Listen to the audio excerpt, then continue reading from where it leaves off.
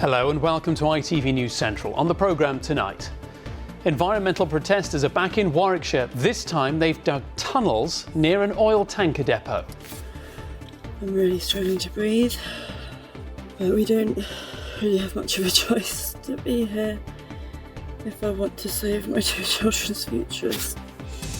Good evening. Environmental protesters are back in Warwickshire, and this time they're preparing to spend a first night in tunnels they've dug up near an oil tanker depot.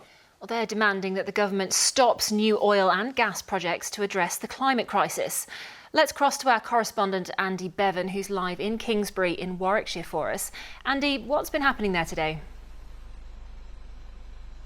Well, Charlotte, this is Piccadilly Way. It's one of the main routes in and out of the Kingsbury oil terminal. It's closed at the moment, I have to say. But just to remind you, the Kingsbury oil terminal, one of the most important fuel depots in the country, supplies petrol and diesel to thousands of businesses and petrol stations across the Midlands. There was a scene of protest back in April. Several people were arrested from Just Stop Oil. Several were in court and some even went to prison. Over the last 24 hours, they've been back at the depot and around the depot. One protester got himself on top of one of the tankers and refused to come down.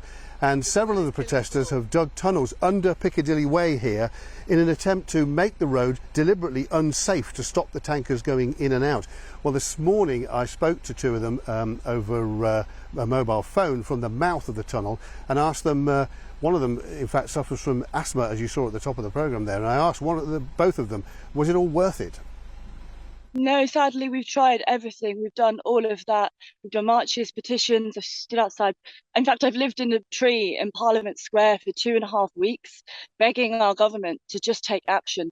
I'm a scientist. I used to work in operating theatres.